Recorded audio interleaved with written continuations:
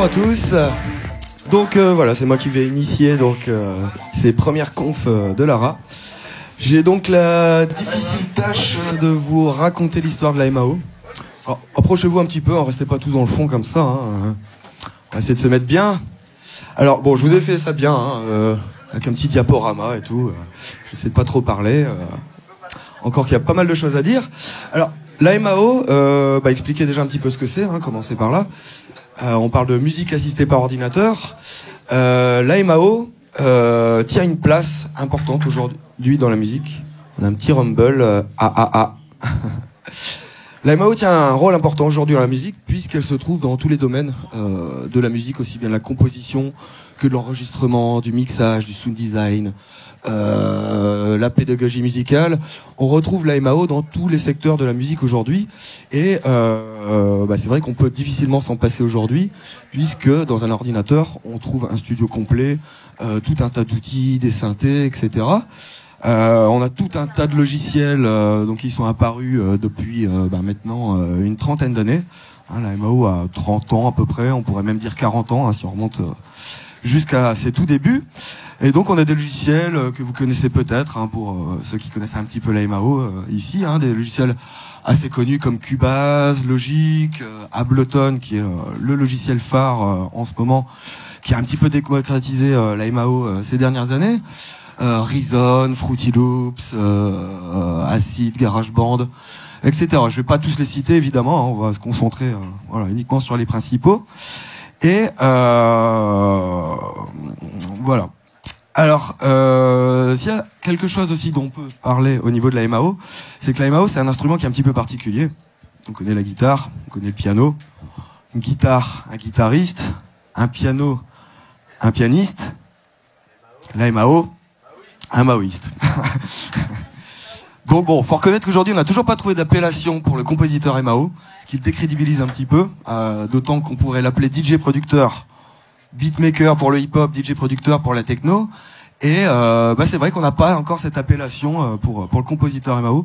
Je trouvais c'est important de le souligner parce que ça manque. C'est vrai que maoïste, c'est pas forcément quelque chose qui parle. Un guitariste, un pianiste, tout le monde connaît, un maoïste. Bof. Alors, on peut déjà voir un petit peu les différentes étapes de l'évolution de la MAO, les différentes étapes de la conception de la MAO, parce qu'en fonction de l'avancée technologique, parce que tout s'est fait là-dessus finalement, l'avancée de la MAO, c'est aussi l'avancée de la technologie qui a permis aux différents outils de se développer. Donc voilà, les différentes étapes de la conception de la MAO. On va parler des années 80, 90, 2000, 2010. Donc au niveau des années 80, l'idée c'est surtout de pouvoir produire soi-même et pouvoir écouter le résultat d'une composition. C'est-à-dire que dans les années 80, on est à l'étape de pouvoir rentrer une partition dans un ordinateur et d'en écouter le résultat. C'était un petit peu l'idée de la conception de la MAO des années 80, et donc d'éviter de passer par un orchestre, ce qui est un gain de temps et d'argent évidemment. Les années 90, là, on va vraiment plus approfondir la connaissance du matériel, et c'est une époque aussi où on va commencer à détourner un petit peu le matériel. Disons qu'on a une époque où les concepteurs de machines, etc., de logiciels, ont développé des logiciels qui vont être repris après par les utilisateurs, qui vont en faire un petit peu leur sauce, et c'est là où on va voir l'émergence vraiment des courants musicaux tels que la techno, l'électro, le hip-hop, etc., qui sont vraiment des courants issus du détournement un petit peu de toutes ces machines. On verra que certaines machines ont donné tel style de musique, certains logiciels ont donné telle avancée au niveau des courants musicaux. Il y a vraiment quelque chose de très important au niveau des années 90 qui va continuer aussi dans les années 2000. Et là, vraiment, dans les années 2000, on arrive à une étape où on peut produire un album complet sans avoir à passer par un studio professionnel. Et là, ça commence à devenir intéressant. Jusqu'aux années 2010, où là, on passe encore une nouvelle étape avec l'arrivée des tablettes, des nouvelles technologies, où là, il est possible de composer n'importe où, n'importe quand, avec n'importe qui dans le monde. Voilà, selon moi, la conception des années 2010. Enfin bon, voilà. Tout ça, c'est un petit peu du blabla. On va passer aux choses au début. Donc j'ai appelé ça la MAO 0.0 parce que c'est pas encore vraiment les débuts de la MAO. Disons qu'on est plus au balbutiement. On va voir apparaître le premier synthé. Donc là, on est en 1975, pile 40 ans, 2015. Et donc nous avons là le synclavier, donc développé par l'université de Dartmouth aux USA, qui est un des premiers synthétiseurs numériques, et surtout un des premiers synthétiseurs numériques équipés d'un séquenceur basique. Alors à l'époque, hein, vous voyez, hein, valeur 29 000 $, c'est pas quelque chose qu'on pouvait se payer soi-même, hein, donc c'était utilisé par des artistes tels que les Cure, Depeche Mode, Genesis, etc. Je vous ai mis un petit exemple musical, hein, donc voilà, on peut voir vraiment le séquenceur totalement archaïque avec des... C'est vraiment pas beau à l'origine, c'était pas très beau tout ça, hein. C'est vrai que on est vraiment au début quoi. Je sais pas si on peut vraiment parler de MAO pour l'instant, puisque bon, la MAO, dans MAO il y a ordinateur. Bon, on peut considérer qu'on a un synthé avec un ordinateur dedans, mais bon, voilà, vous voyez au niveau des sons, hein, c'est encore très archaïque. Et donc 1979 arrive l'un des premiers sampleurs, du moins le premier sampleur équipé d'un ordinateur capable de le piloter. 1979 quand même, hein. Moi je suis né en 79. Ça remonte quand même tout ça, hein. Alors toujours pareil, hein, un tarif exorbitant, 12 000 livres sterling, hein. Donc c'était australien, ça, hein, Fairlight. C'est une des premières compagnies à avoir créé des sampleurs en fait, Fairlight, bien avant Akai, etc. Et donc là, alors là, on passe vraiment à un cran au-dessus, hein, par rapport au synclavier, avec un séquenceur donc de haute performance sur écran vert. Est-ce qu'on peut avoir un petit peu de volume, docteur? Allez, mets-nous du son, là, on va danser, là.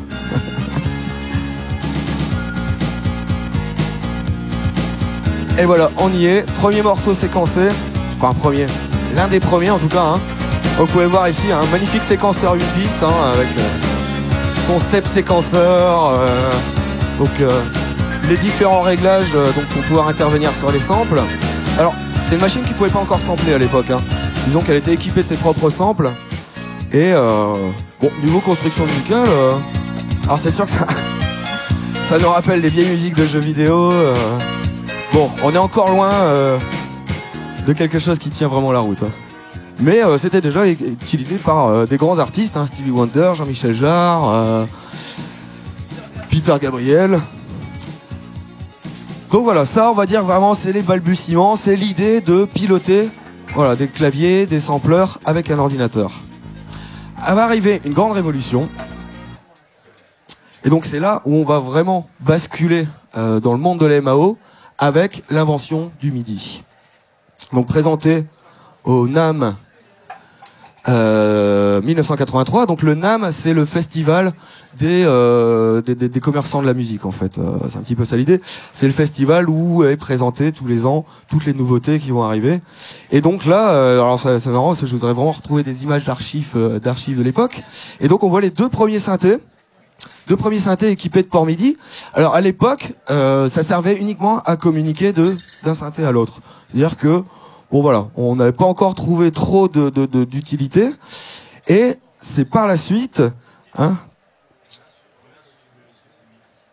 Que c'est le MIDI, oui, pardon, c'est vrai que je vais un petit peu vite, hein. Alors n'hésitez pas, hein, parce que j'ai beaucoup de choses à dire, j'ai une petite heure pour dire tout ça, donc je vais peut-être aller un peu vite, donc n'hésitez pas à me relancer là-dessus. Le MIDI, qu'est-ce que c'est que le MIDI? C'est un protocole, c'est bien que ça.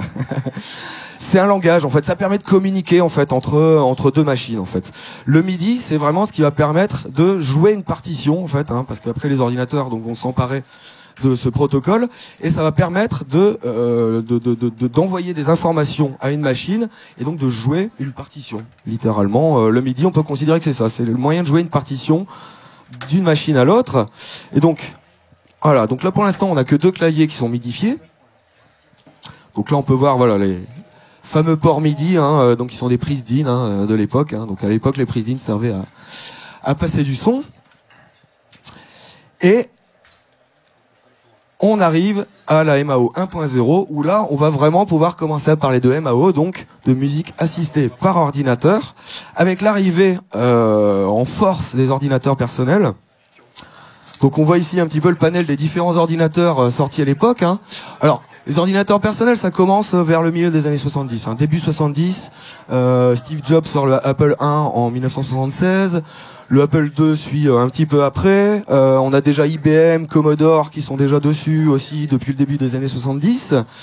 Et voilà, c'est à partir de 84. Vraiment, je pense qu'à 84, c'est une année clé. Hein. Steve Jobs a sorti donc le Macintosh en 84, hein, en présentant comme Big Brother d'ailleurs à l'époque. Hein. Alors peut-être que certains ont été équipés de ces différents ordinateurs. Hein, donc moi je me souviens bien de l'Amstrad CPC avec cassette, etc. Donc on voit déjà les petites guerres entre constructeurs, hein, donc entre Amstrad et Commodore à l'époque, qui se sont vite fait remplacer par Atari et Amiga, qui eux-mêmes vont se faire remplacer par la suite par PC et Macintosh. Hein, donc PC et Macintosh qui vont finalement gagner la guerre des ordinateurs personnels. Mais en attendant, c'est l'Atari qui va faire la différence. Pourquoi ? Donc l'Atari, hein, donc inventé par Jacques Tramiel. Alors je trouvais ça important de mettre sa photo à Jacques Tramiel parce que ce monsieur il est important. Il était déjà là à l'époque de Commodore. Ça aurait pu être un Steve Jobs ou un Bill Gates parce que c'est le fondateur de Commodore. Il est là depuis le début des années 70 et il s'est fait virer lui aussi par son conseil d'administration, comme ça se faisait à l'époque. Donc du coup, il a racheté Atari, qui était en faillite à l'époque, et il a inventé l'Atari ST, sur lequel il a mis donc des ports MIDI sur les conseils de son fils qui était musicien et qui reprendra d'ailleurs la société plus tard. Et ça va être une petite révolution. Hein. Donc 85, on est 2 ans après l'invention du MIDI. Hein. Vraiment, on est vraiment très précurseur sur l'Atari. Hein, donc on peut voir ces ports MIDI juste derrière. Et voilà. Et donc Steinberg, quasiment la même année que le lancement de l'Atari, lance Pro 24, premier séquenceur MIDI destiné au grand public. En monochrome. Hein. Alors vous voyez, pour l'époque, quand même, on a une belle définition. Ce qui n'était pas le cas forcément des autres ordinateurs qui étaient en couleur. Hein. Donc on était en monochrome sur l'Atari. Et là, on est vraiment sur le premier logiciel. Alors c'est une première mouture. Ça ressemble pas encore forcément à ce qui va se développer par la suite. On est sur quelque chose de très archaïque. Ah, bon, désolé pour la qualité de l'image. Hein. Donc, vous voyez ici donc l'éditeur de partition. Au début, la MAO, ça se faisait en éditeur de partition. C'était réservé aux musiciens, évidemment. Alors quelque chose d'assez compliqué à mettre en place parce que l'éditeur, la partition, autant c'est fait pour écrire à la main, que sur ordinateur c'est pas ça. Donc ils ont inventé le premier drum edit, donc c'est-à-dire ce qui va permettre par la suite donc de rentrer des patterns, donc des schémas rythmiques. Et donc on voit aussi Logical Edit, donc les premières fonctions permettant de modifier tout ça, modifier les paramètres. Et c'est surtout le grid edit ici, je vous ai fait un petit zoom, qui est une petite révolution puisque c'est grâce à cette technique qu'on va pouvoir composer en MAO sans passer par l'apprentissage de l'écriture musicale. Ce qui à l'époque n'est pas forcément prévu, mais c'est vraiment ce qui va faire la différence par la suite. Alors je vous ai retrouvé une petite vidéo d'archives. C'est en 84, c'est vraiment le lancement de Pro 24. Donc on a ici un des inventeurs de Cubase qui nous fait une présentation donc à l'époque sur l'équivalent du télématin allemand de l'époque. Wir haben hier auch die Möglichkeit, zum Beispiel einen Rhythmus einfach mit der Maus, mit dem Computer auf den Bildschirm einzuprogrammieren. Vous voyez la définition de l'écran en couleur. Hein. Das ist jetzt das etwas andere Noten schreiben, ja, oder wie? Ja, das ist zum Beispiel jetzt wichtig, wenn Sie Rhythmusinstrumente programmieren, haben wir hier so einen kleinen Schlagstock und können dann praktisch auf dem Bildschirm entsprechende Sachen setzen. Ich will jetzt hier noch was ein. Verschiedene Trommeln, die ich ansteuern kann. Ich brauche also praktisch selber gar nicht spielen, ich brauche praktisch nur die Idee. Vous voyez le drum edit. On va avancer un petit peu parce que c'est un petit peu long. Alors on commence à voir. On commence à envoyer du steak. Und sofort wird es weiter abgespielt. Jetzt kann ich praktisch zur nächsten Stimme gehen, ja?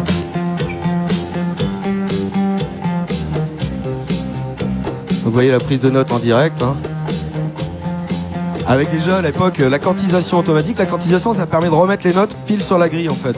C'est-à-dire que on va comprendre aussi pourquoi on a perdu le groove pendant les années 80.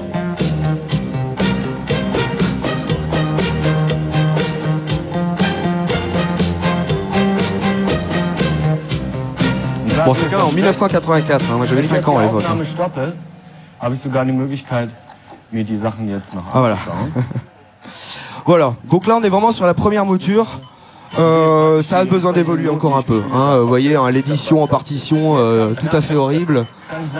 C'est vraiment pas intuitif du tout. Ça donne pas forcément envie. Voilà, on est obligé de tout rentrer au clavier. On va pas commencer à éditer la partition.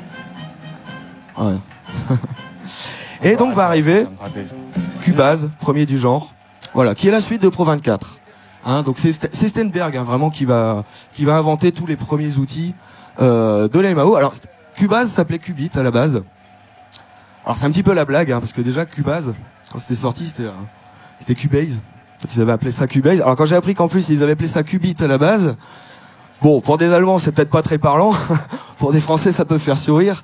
Bon, Qubit, Cubase, bon c'est moins flagrant. En rédigeant ça, je regardais un reportage et je me suis aperçu qu'un qubit, en fait, c'est une particule en physique quantique qui a la fâcheuse tendance de passer toujours de 0 à 1, comme ça, qui s'arrête des fois sur les 0, qui s'arrête des fois sur le 1. Et voilà, ce petit symbole, en fait, c'est le symbole de cette particule qu'on appelle qubit. Bon, voilà, pour l'anecdote. Mais voilà, c'est vraiment Cubase, donc Cubase 2, du coup, qui va arriver et qui va vraiment faire la différence. Et là, on est sur un logiciel qui est vraiment la première mouture de tout ce qui va se faire après par la suite. Là, on va vraiment trouver tous les outils.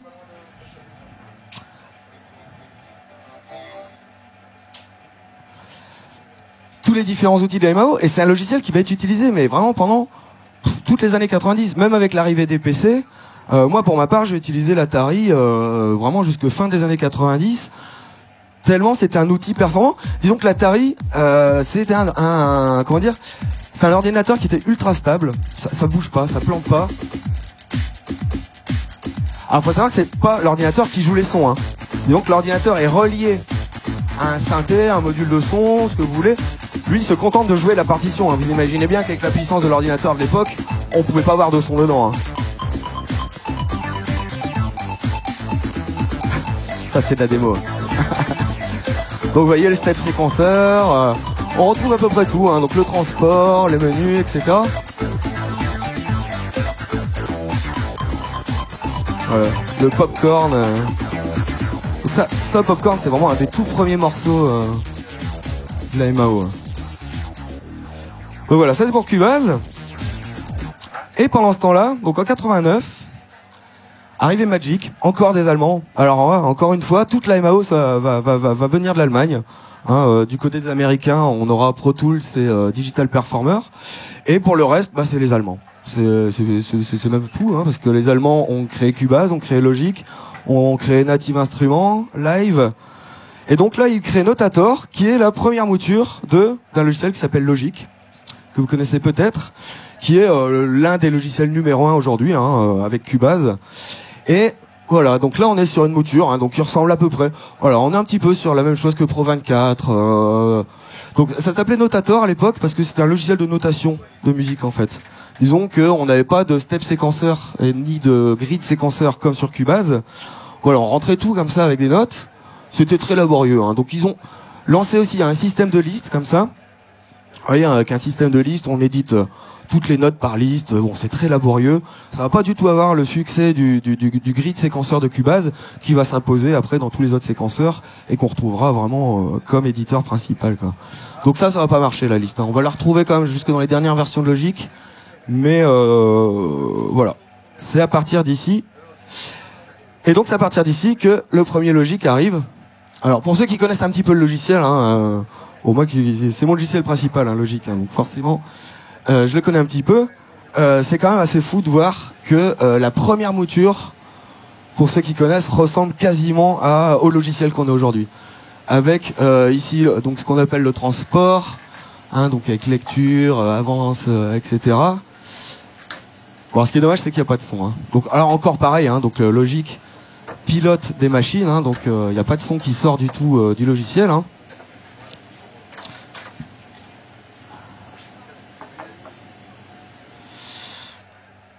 Hop, on va avancer un petit peu.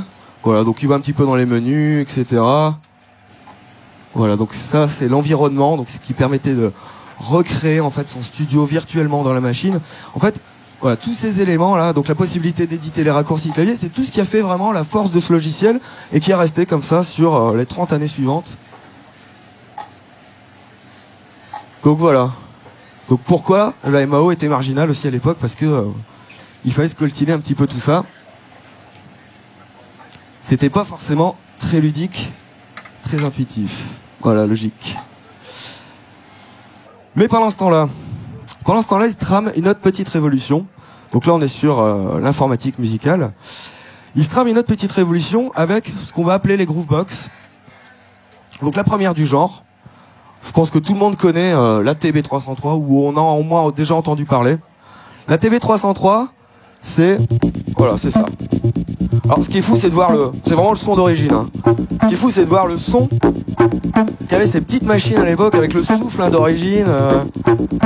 Et donc la TB303, c'est ça. C'est ce son acide, dit acide, hein, qui a fait vraiment les grandes heures de la techno, de l'acide, de la trance. Alors ce qui est intéressant avec cette machine, c'est qu'elle a fait totalement un flop à sa sortie. C'est-à-dire qu'elle n'était pas du tout prévue pour ça. À la base, c'était prévu pour imiter un bassiste, pour qu'un guitariste puisse l'accompagner. Et c'est vraiment que plus tard que les DJ s'en sont emparés et en ont trouvé des nouvelles utilités. Donc là, on est vraiment fin 80, début 90, où on va commencer à s'en servir d'une autre manière, où on va inventer donc ces sons-là avec voilà, la résonance poussée à fond, alors que c'était pas prévu du tout pour ça à la base. Voilà, on est vraiment dans le détournement des machines, déjà dès la fin des années 80, avec la TB303. Alors là, on est en 82. Le MIDI a été inventé en 83. Donc, dommage, on a une super petite machine, sauf qu'il y a quand même des petits malins qui se sont dit, allez, on va la tweaker un petit peu. Donc il y a un patch hein, qui est arrivé assez rapidement, le Devilfish. Donc on va, hein, rajout de boutons, etc. Et surtout, ajout du MIDI, ici, hein, donc avec d'autres systèmes de pilotage. Et donc la TB303 s'est retrouvée assez vite midifiée et donc au centre de tout studio MAO après dans les années 90. Alors, autre séquenceur mythique, hein, la TR-808. Voilà, qui aura fait les grandes heures du hip-hop, de la techno, de la new beat, etc. Alors c'est pareil, c'est un flop total. Disons qu'à l'époque, on était vraiment en recherche d'imiter les instruments existants le mieux possible en fait.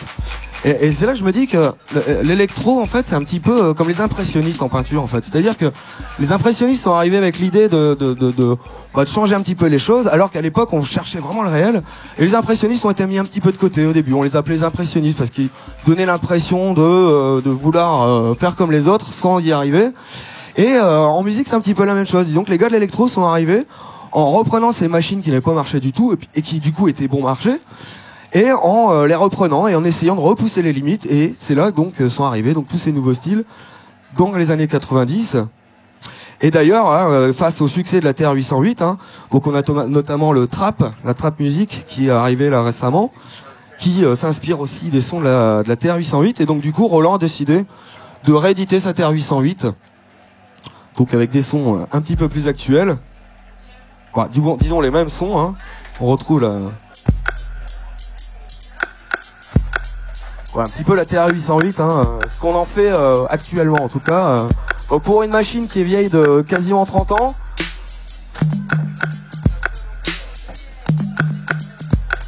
Alors même si c'est sa version actuelle, hein, faut savoir que c'est une machine qui est vieille de 30 ans, qu'on utilise encore aujourd'hui. Ça, c'est ça qui est fou aussi avec la MAO.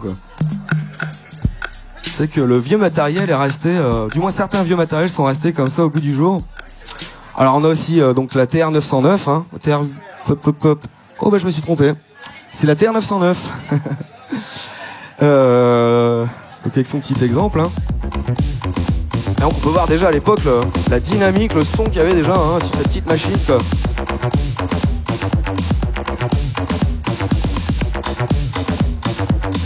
Et c'est pareil, c'est un flop aussi. Hein. C'est un flop total. Hein. Donc vraiment ces trois petites machines vont être reprises par la suite. Et disons que la vraie révolution, puisqu'en fait la MAO va finalement après s'inspirer de tout ça par la suite. Et là, on a une petite révolution, donc certains ont peut-être connu cette petite boîte. Là, on est dans la Groovebox, avec un G majuscule. Alors, qui donnait ce qu'elle donnait, hein, en niveau de la technologie, c'est un petit peu particulier parce que c'est une bidouille. Disons que les gars, en fait, ont récupéré les sons des TB, des TR, des Juno, les ont samplés et ont essayé de remettre ça un petit peu dans une mémoire assez limitée. Donc, on a une qualité de son qui est ce qu'elle est. Mais à l'époque, c'était une espèce d'ovni parce qu'on n'avait jamais vu une machine comme ça, avec un step séquenceur qu'on peut voir ici, hein, vous voyez, et surtout la possibilité de muter et démuter les pistes. Et donc là, on est vraiment sur les débuts du live. Hein. C'est vraiment la première machine à faire du live électro.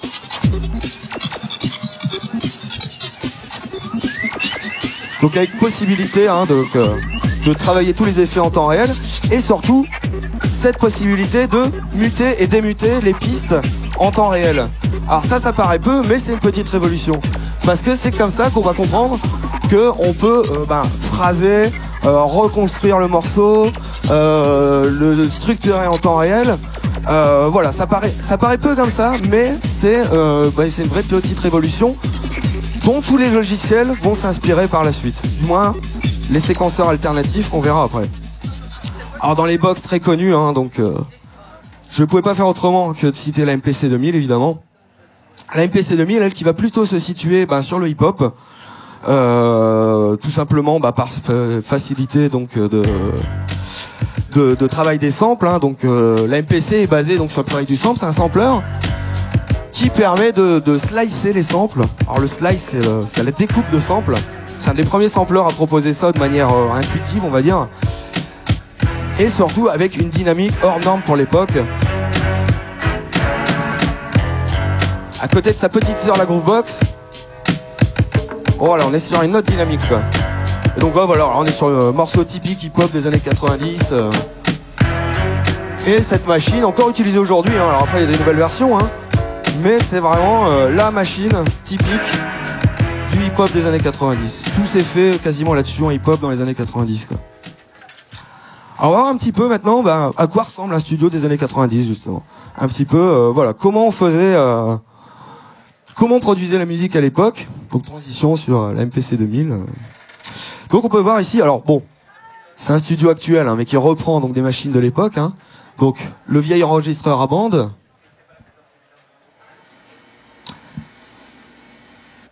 Voilà, donc là on est sur un Atari.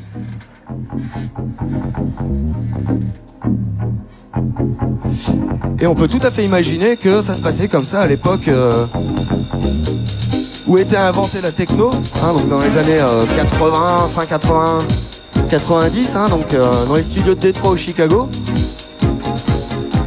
Voilà, on peut tout à fait imaginer que ça se passait à peu près comme ça. Donc avec pas mal de directs sur les machines. Hein. Donc Notator, première mouture de Logic.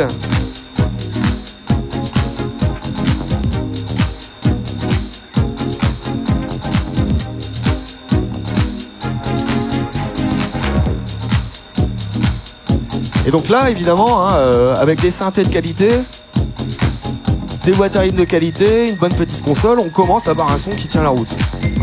Bon, même si c'est un studio actuel, c'est tout à fait le son des années 90.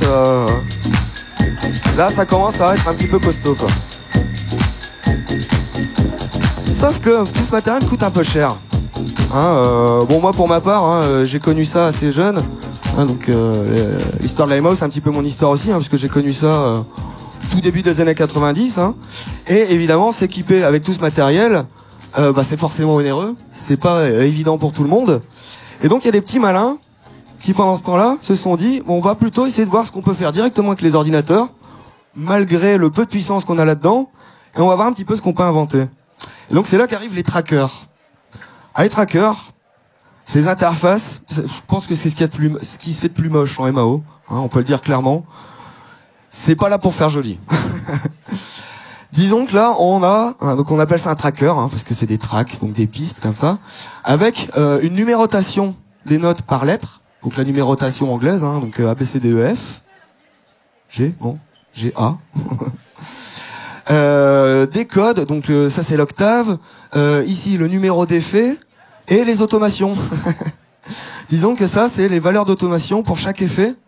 Et donc du coup, on se retrouve avec un séquenceur qui est tout à fait complet. Et donc l'idée, c'était de se servir du processeur, du chipset qui permettait de créer les sons et d'utiliser ce pauvre petit truc, il y a rien dedans, hein, je sais pas en mémoire ce qu'on a dedans, mais ils arrivaient quand même à glisser des petits morceaux de samples dans ce petit chipset et voilà, et à jouer ces samples. Et en gros, ils ont réinventé le sampler, alors qu'à côté on développe des sampleurs à des tarifs exorbitants. Alors avec la qualité qui va avec, évidemment. Hein. Donc là, on est sur un Amiga. On est peut-être pas en 87. Allez, on est vraiment début 90. Et c'est quand même une petite performance de réussir à faire ça avec un ordinateur de l'époque. Alors qu'il fallait un gros studio, comme on a pu le voir juste avant, pour recréer ça. Alors là, on est vraiment en balbutiement. Hein.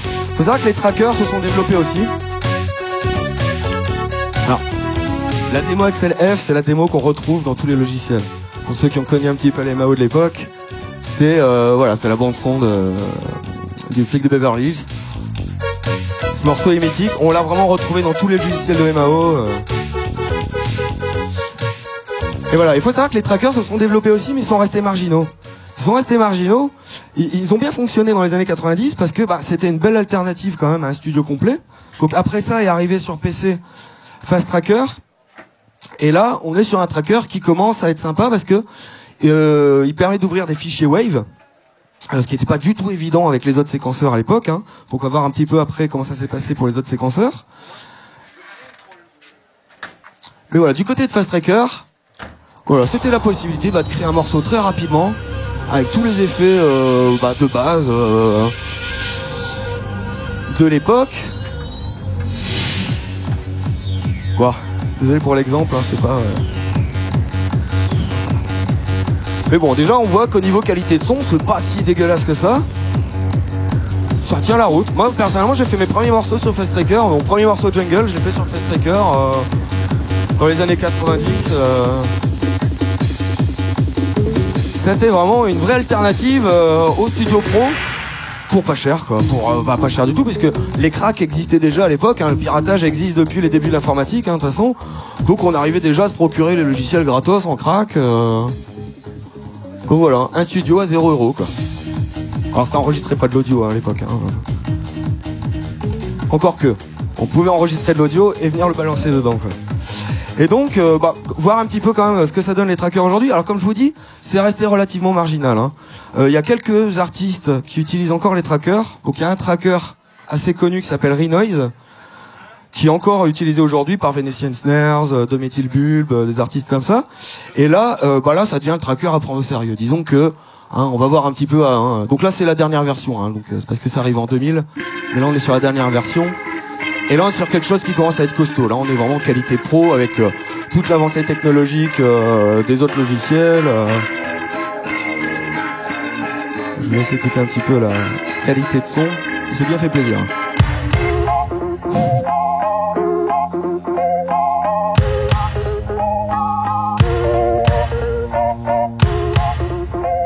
Oui, il y a toutes les fonctions. Hein. Alors ça reste pas sympa, hein. Vous voyez le système de liste comme ça. Bon, la dynamique est là, tout est là. Bon voilà, on est sur quelque chose d'actuel, hein. Y a pas de souci.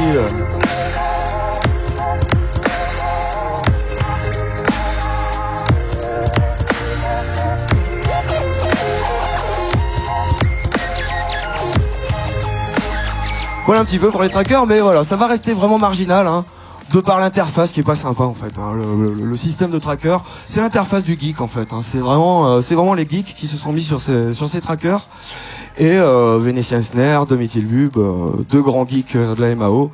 Ça m'étonnait qu'à moitié, hein, quand je suis qu'ils étaient sur ce logiciel, ça m'a étonné qu'à moitié entre nous. Alors on va revenir un petit peu en arrière et on va voir un petit peu qu'est-ce qui s'est passé donc au niveau de Cubase, logique, qu'est-ce qui leur est arrivé. Donc, comme je vous ai expliqué tout à l'heure, la guerre des ordinateurs va s'arrêter donc sur les PC et les Macintosh. Donc, le Macintosh tout de suite va s'imposer dans le monde du professionnel avec un tarif qui va avec la bécane. Et à côté, on a les PC qui vont proposer des ordinateurs accessibles, donc grand public. Et tout de suite, on va voir cette séparation entre pro et grand public. Et on va voir donc se développer ce qu'on appelle les DAW, les DAW, Digital Audio Workstation. Et on pourrait difficilement parler de la MAO sans parler de Pro Tools. Hein, alors Pro Tools, c'est le logiciel des pros. Peu de gens le connaissent, hein, c'est vrai. Hein. Aujourd'hui, c'est le logiciel qui enregistre tous les groupes. Et Pro Tools, lui, a fait tout de suite la différence, donc en arrivant sur Macintosh, et surtout en proposant une carte capable de calculer ce que l'ordinateur n'était pas capable de calculer. Et donc, du coup, à partir de là, dès 91, on a pu commencer à intégrer de l'audio. Hein, donc enregistrer de l'audio, c'est quelque chose qui est quand même assez lourd pour un ordinateur de l'époque. Donc, ces cartes permettaient de calculer tout ça, et donc c'est comme ça que Pro Tools s'est retrouvé très vite au centre du studio, puisque il arrivait à calculer en fait tout ce qu'un enregistreur avait besoin de calculer. Alors, faut voir quand même la première version. Hein. Il avait rien à envier aux autres, et en même temps, on est quand même sur quelque chose de très archaïque. Donc ça, c'est vraiment la toute première version Pro Tools 1, donc sur Macintosh. Hein. C'est vraiment pas beau. Hein. Fallait le vouloir pour faire la MAO à l'époque. Alors, bizarrement, c'est encore un allemand, alors que bon, c'est américain, un Pro Tools. Hein. Bon, vous voyez, un système très archaïque.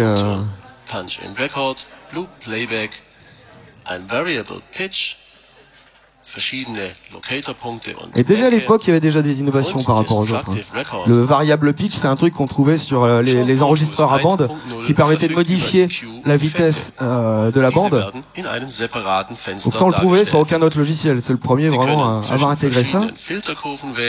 On va voir un petit peu plus loin. L'édition de l'audio, hein, vous allez voir, c'est dur, quoi. Je pense qu'un groupe qui enregistrait en studio à l'époque sur Pro Tools, fallait qu'il soit quand même en confiance avec son ingé. Fallait pas qu'il regarde trop ce qui se passe, je pense. Il y a moyen de flipper assez rapidement, je pense. Voilà, donc premier séquenceur audio. Premier séquenceur intégré de l'audio, donc grâce à ces cartes DSP, capables de calculer ce que les ordinateurs de l'époque n'étaient pas capables de calculer.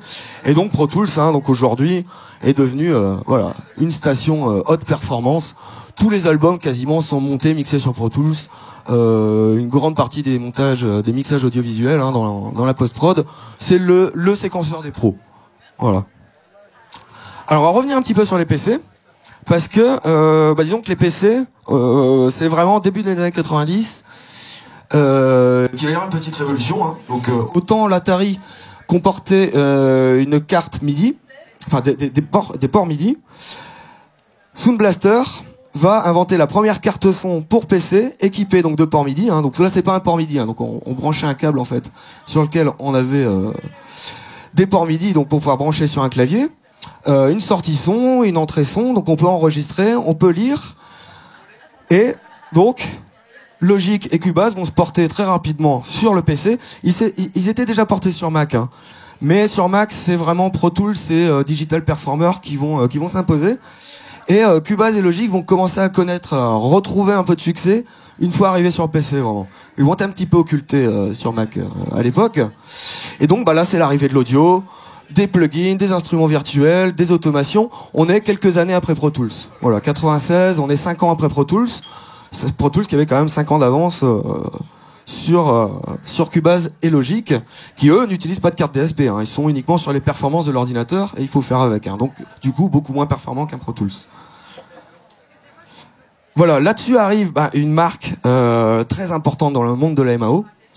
Arrivent les instruments virtuels. Et donc là, à partir de 96, les ordinateurs, les claviers, les sampleurs, toutes les machines électroniques vont commencer à rentrer dans l'ordinateur.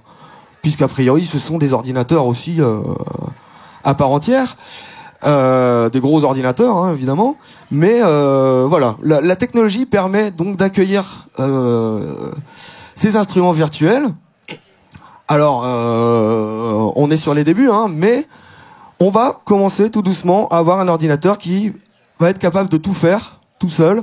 Hein, donc Native Instruments, c'est important de parler de cette marque parce que des instruments virtuels, il y a une tonne de marques. En plugin, en instrument, il y a des tas de marques. Il y en a qu'une vraiment qui a fait la différence tout de suite, c'est Native, en proposant des instruments de haute qualité. et qui a révolutionné la musique tout simplement. Hein. Donc le Massive par exemple, hein, c'est le synthé qui a donné plus ou moins le dubstep. Le sampler Contact, c'est le sampler numéro 1 en instrument virtuel utilisé aujourd'hui. Batterie, boîte à rythme numéro 1 quasiment aussi aujourd'hui. Reaktor, grosse révolution. Reaktor, c'est un synthé qui permet de créer d'autres synthés. C'est-à-dire que là, le concepteur ne nous livre plus juste un synthé, il nous propose de les faire nous-mêmes, carrément.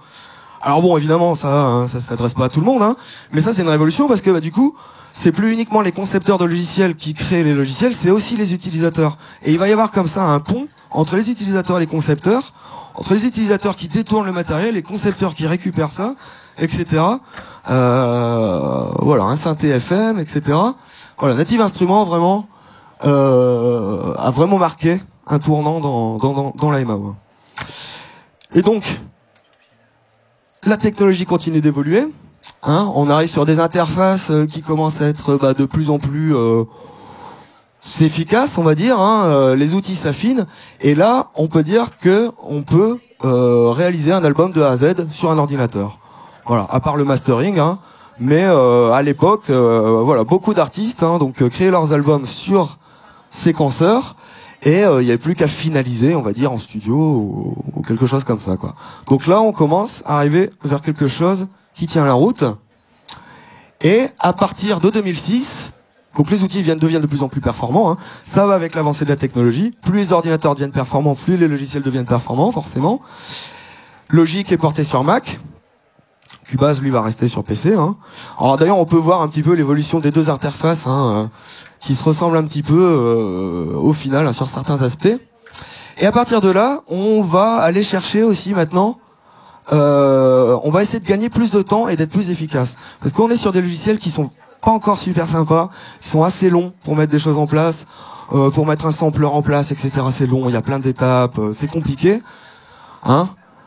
Et donc là, à partir de là, on va essayer de créer des logiciels qui soient plus accessibles et plus intuitifs surtout. C'est vraiment au niveau de l'intuitivité qu'on va faire la différence. Alors aujourd'hui, ces stations sont de haute performance, si je puis dire. Hein, donc le Cubase actuel, voilà, propose une interface haut de gamme avec tout le confort dont on peut avoir besoin. Là, c'est vraiment du studio haut de gamme dans l'ordinateur, ni plus ni moins.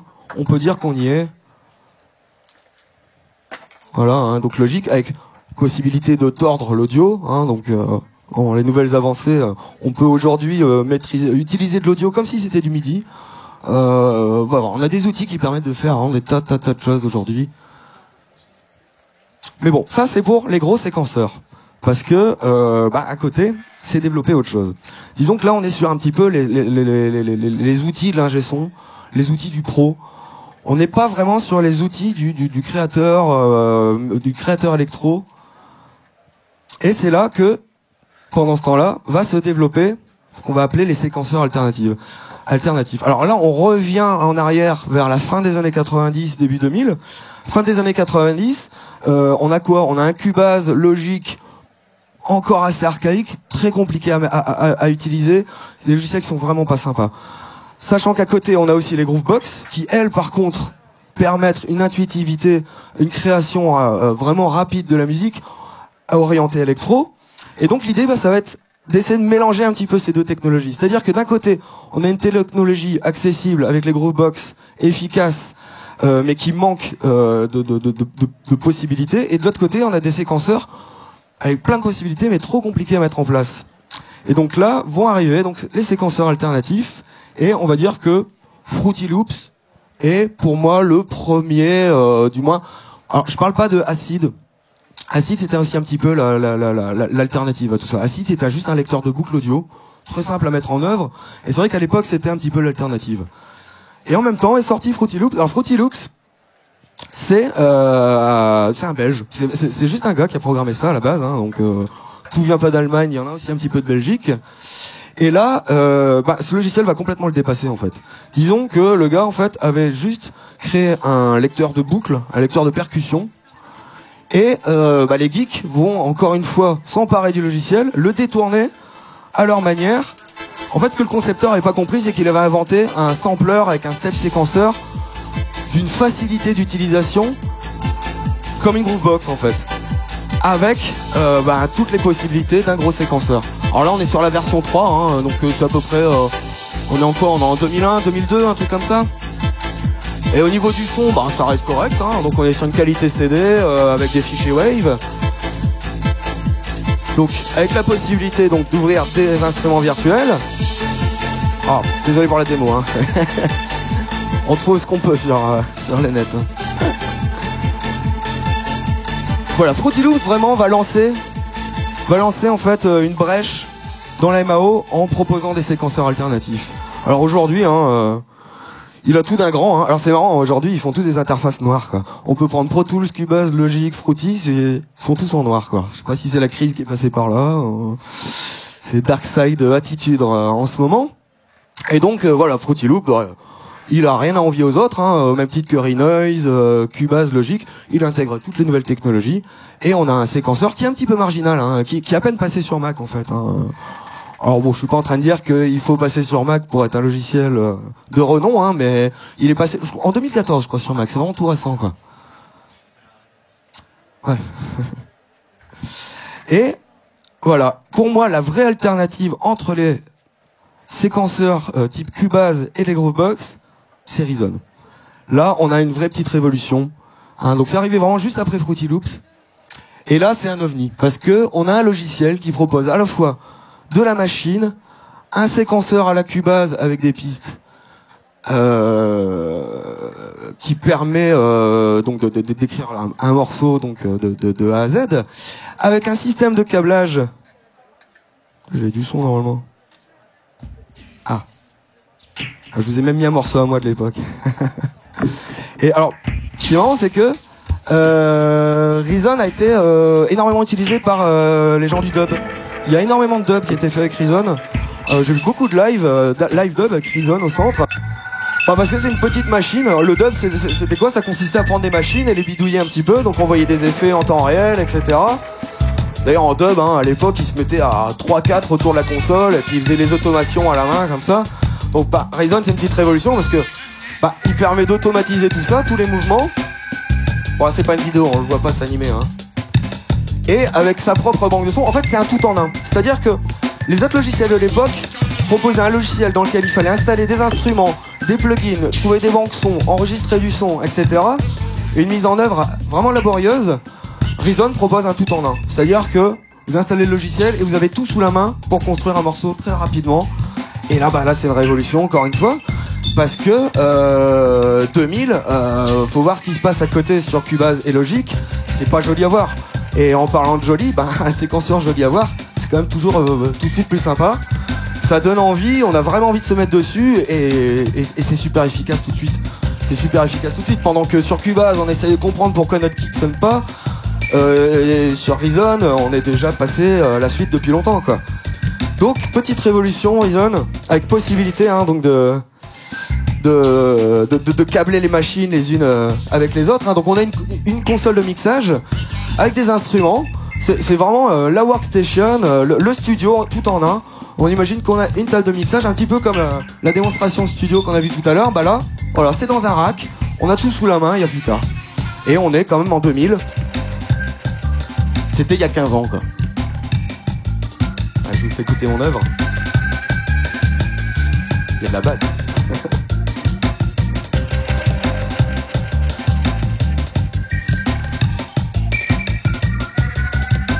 Voilà. Et donc,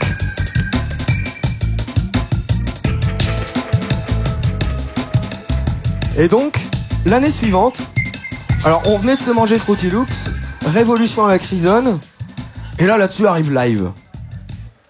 Et là on dit non, mais Live non, on le sent pas. C'est bizarre, il est pas beau, on comprend pas bien comment ça marche, c'est bizarre. On l'a rejeté assez rapidement. C'est vraiment que par la suite, avec l'avancée de son moteur, Live c'est un logiciel qui est fait pour jouer en live. À l'époque on s'est dit on a déjà plein de logiciels, on a Reason qui permet de jouer en live aussi, moi je jouais en live aussi sur Fruity Loops, bon à quoi bon quoi. Et c'est vraiment que par la suite qu'on a compris que c'est encore une révolution, encore une petite révolution parce que il va proposer une interface qui a encore une fois rien à voir avec les autres, Hein, donc on n'est pas du tout sur le même mode de séquence que les autres. Ici, on a une sorte de grille dans laquelle on va insérer des samples, des sons, des fichiers qu'on va jouer les uns après les autres, etc. On est sur une interface qui permet de balancer des sons en live. Et c'est que par la suite, avec encore une fois l'avancée technologique, que on va avoir un séquenceur des plus performants, mais qui va rester quand même sur son créneau. Disons qu'ils n'ont pas voulu développer, comme les autres, un logiciel ultra complet où on peut tout faire, etc. Ils ont vraiment voulu s'orienter vers la compo, si possible la compo électro, et voilà, avec possibilité aussi de construire ses propres instruments, un petit peu comme Reaktor l'a fait à l'époque avec Native Instruments. Voilà, dans Live on retrouve ce qu'on appelle Max for Live. Alors ça c'est réservé évidemment, hein, encore une fois aux geeks, hein, c'est pas donné à tout le monde d'aller programmer ses propres synthés, mais c'est ce qui fait la particularité de ce logiciel, enfin entre autres, c'est à la fois sa simplicité d'utilisation et couplé à des possibilités infinies. Et ça c'est unique vraiment dans l'MAO, d'avoir un logiciel qui soit à la fois aussi simple et aussi performant, et c'est vraiment le logiciel qui va redémocratiser la MAO, parce qu'on va dire fin des années 2000, enfin milieu des années 2000 c'est un petit peu retombé. Et ça s'est vraiment relancé début 2010 avec Live 8 notamment. C'est pas trop à quoi ça tient, mais tout le monde a décidé de se mettre dessus du jour au lendemain, et c'est aujourd'hui le séquenceur numéro 1 utilisé avec son push, parce que c'est vraiment ça qui va faire la différence. Et donc là on est sur un contrôleur. Ah, c'est vrai que j'ai pas encore parlé des contrôleurs MIDI, hein, j'en parle peu. Les contrôleurs MIDI en fait ça permet, donc c'est une interface qui va permettre de piloter le logiciel. Sauf qu'avant ça, on a des contrôleurs qui n'étaient pas forcément dédiés au logiciel, qui permettaient de piloter le logiciel si tant est qu'on le configure. C'était pas forcément évident à utiliser en compo. Là, on a c'est un retour en fait à l'ergonomie d'une Groovebox. C'est un petit peu ça l'idée, c'est pouvoir manipuler l'ordinateur autrement qu'avec une souris, avec l'intuitivité d'une Groovebox. Et là, on est sur quelque chose d'ultra efficace aussi au niveau compo. Donc là, on a un petit exemple de création musicale directement sur push. Donc là, hein, il est relié à Live. Hein. Donc avec le step séquenceur qui défile ici. C'est vraiment une manière de voir la MAO complètement unique en fait. Aucun autre logiciel et concepteur n'avait vu les choses de cette manière. En fait, ce système de carré, c'est pas eux qui l'ont inventé en fait. C'est un appareil qui s'appelait le Monome à la base, qui était un petit carré comme ça, et qui permettait donc justement de pouvoir balancer différentes pistes. Et donc Ableton a repris ce système donc de Monome, de carré comme ça, de pad, qui permet de faire plein de choses, qui permet à la fois d'avoir un séquenceur, de lancer les pistes, c'est unique, vraiment. Et à mon avis, ça va vraiment faire l'avenir de la MAO, clairement quoi. Hein, donc c'est sorti récemment, hein, c'est 2013. Hein. C'est 2013. Et juste avant ça, on a Native Instruments qui a lancé Machine. Voilà, donc avec Push et Machine, on est vraiment sur un retour au hardware, couplé à un logiciel avec toutes ses possibilités, sa puissance, etc. L'intuitivité d'une machine et voilà, et toute l'efficacité. Alors là, on est sur une conception encore un peu différente. Là, on est plus proche de la MPC 2000 en fait. On est assez proche de la MPC 2000, couplé à un ordinateur. Et comme c'est Native Instruments, évidemment, avec tous les instruments qui développent. It's the hands-on aspect of a dedicated instrument, the machine controller, united with the advanced editing features of the machine's software. Possibilité d'éditer les samples en direct. Creating beats is often not easy with a computer, but using the machine controller makes it intuitive and fun. You can tap in freely with the pads or use note repeat to jam along. Alternatively, build your beats using the step sequencer just as in classic drum machines. Patterns can be intuitively combined and rearranged on the fly. Donc, la MAO revient à la machine, tout simplement. Et avec toutes les conséquences. Parce qu'encore une fois, un concepteur lance une machine, et c'est en fonction de la manière dont les utilisateurs vont l'utiliser qu'on va encore faire avancer les choses. Donc il y a vraiment un jeu comme ça entre les concepteurs et les utilisateurs qui renvoient la balle à chaque fois. Et c'est marrant de voir que ça évolue comme ça quoi finalement. Et donc là, on arrive sur le futur. Hein, là c'est le futur, on y est. Donc ce que j'ai appelé la MAO 3.0. Hein. Donc je voulais faire un petit peu un point sur ce qui selon moi va arriver après tout ça, après toute cette évolution. Pour moi il y a une vraie petite révolution qui est en train de se jouer, qui est encore marginale pour l'instant, mais qui, comme l'Atari à l'époque, propose encore de faire des nouvelles choses. C'est la MAO sur tablette. Alors, Ça peut paraître encore un petit peu archaïque pour l'instant, encore que on arrive là tout doucement à des possibilités. On arrive à des tablettes qui commencent tout doucement à avoir la puissance d'un ordinateur, et surtout la possibilité de composer n'importe où, n'importe quand. Encore une autre manière de voir la conception musicale. Bon, c'est une pub pour Native Instruments. Donc, 我们想打破风格和技术的界限。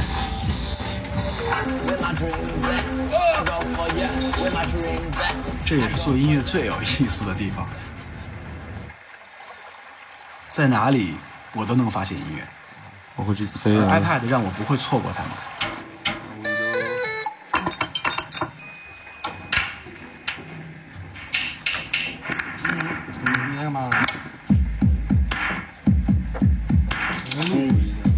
Voilà. Avec ces petites machines, l'inspiration finalement se trouve partout, quoi. Ce qui demandait un studio mobile pour pouvoir faire des prises de son en extérieur. Aujourd'hui, sur une inspi, on sort l'iPhone, on l'enregistre. Donc c'est-à-dire que on a forcément tout le temps le matériel sur soi. C'est ça qui est intéressant en fait. Avec l'iMAO sur tablette et sur iPhone, on a forcément le matériel sur soi au moment où on en a besoin. Et c'est ça qui est génial. Alors. Et ça évolue, parce qu'au niveau de la puissance des bécanes, on va vraiment obtenir des logiciels. Et on a déjà des logiciels qui sont pros, de toute manière. Possibilité de jouer en live, on a un tas d'applis, des applis accessibles aussi. Ceux qui se sont dit, tiens, il suffirait que les logiciels soient pas chers pour que ça se vende. Donc des logiciels pas chers.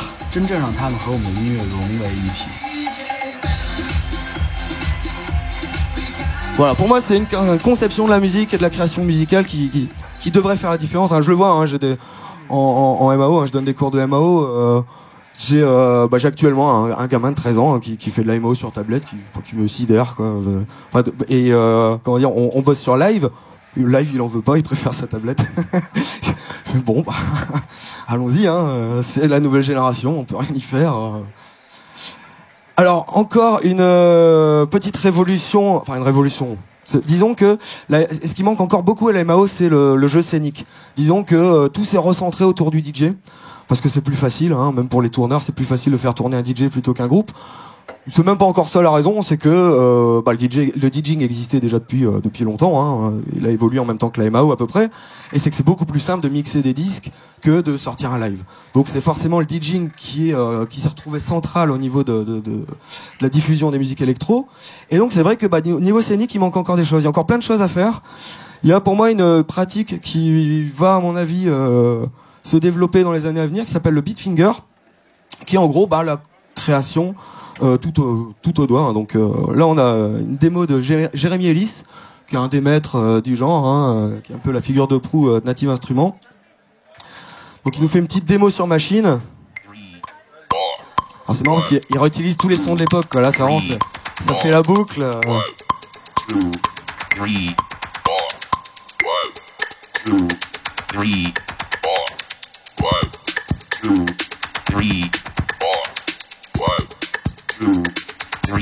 Donc voilà, lui il joue, quoi. Là pour le coup il joue. Et encore c'est pas une de ses démos les plus impressionnantes.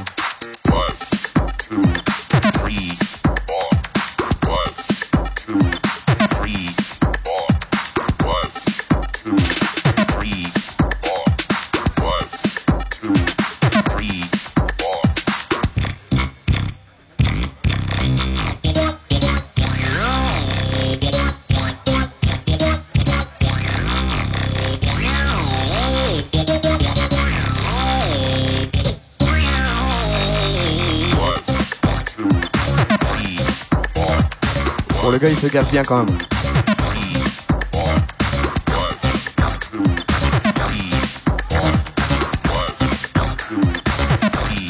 Un peu massive.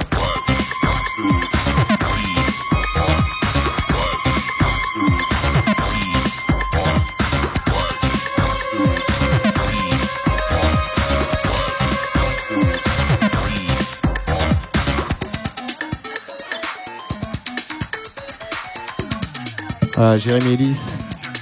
N'hésitez pas à aller voir un petit peu ce qu'il fait sur le net, c'est fou, quoi.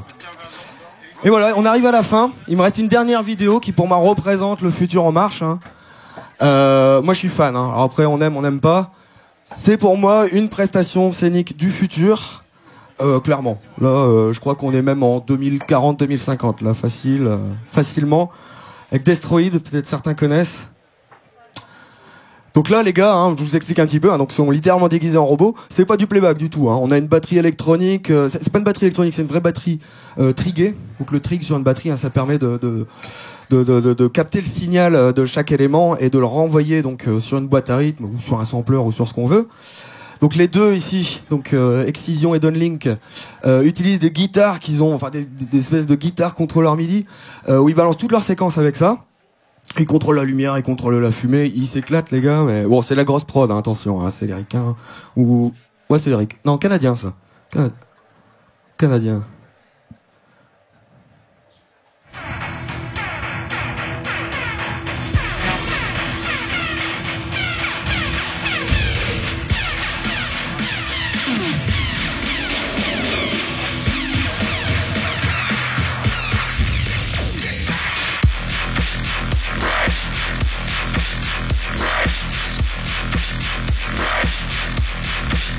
Tout est joué, hein, c'est pas du playback.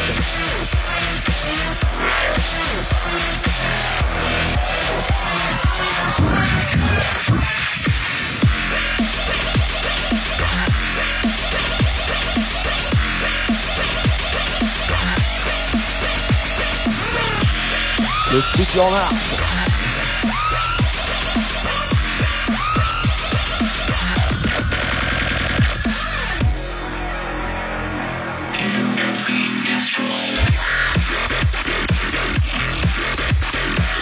Bon, ils sont énervés les gars.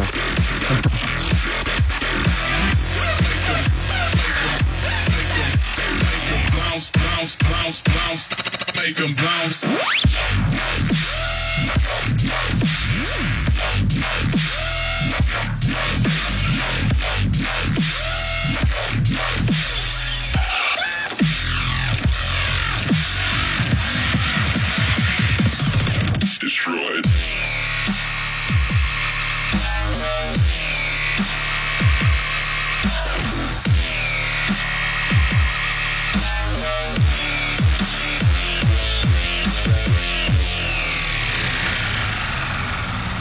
Voilà, voilà.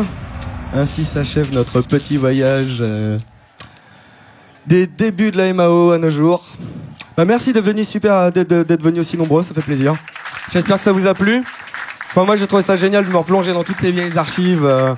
Moi, c'est un petit peu mon histoire, donc c'est vrai que ça me parle en tout cas.